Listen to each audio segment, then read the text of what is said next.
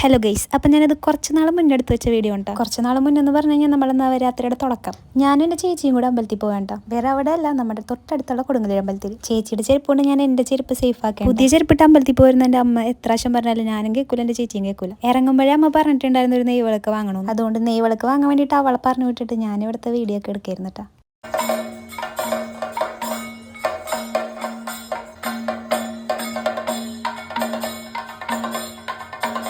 നവരാത്രി ആയതുകൊണ്ട് നമ്മുടെ അമ്പലം നല്ല ഭംഗിയിൽ ഒരുക്കിയിട്ടുണ്ടായിരുന്നു കേട്ടോ. അവിടെ ചുറ്റുമുള്ള എല്ലാ മരങ്ങൾക്കും നല്ല അലങ്കാരപ്പണിയൊക്കെ ചെയ്ത് വെച്ചിട്ടുണ്ടായിരുന്നു. എന്നോട് എൻ്റെ അകലെയുള്ള ഫ്രണ്ട്സും കസിൻസ് ഒക്കെ ചോദിച്ചിട്ടുണ്ട്, കൊടുങ്ങല്ലൂർ അമ്പലം ഇത്ര അടുത്തുണ്ടായിട്ട് എന്താണ് നീ എപ്പോഴും പോവാത്തത്? കാരണം വേറെ ഒന്നുമല്ല, ഇവിടെ നമുക്ക് എപ്പോൾ വേണമെങ്കിലും വരാം, കാരണം അത്ര അടുത്താണ്. വന്ന സ്ഥിതിക്ക് വീഡിയോസും ഫോട്ടോസൊക്കെ എടുക്കാണ്ട് പോകുന്നത് ശരിയില്ല എന്നോർത്ത് ഞാൻ വീഡിയോസും ഫോട്ടോസൊക്കെ എടുത്തിട്ടാ. ഈ സമയത്തൊക്കെ അമ്പലത്തിൽ പോയി കഴിഞ്ഞാൽ പിന്നെ എനിക്ക് അവിടെ നിന്ന് വരാനേ തോന്നൂല.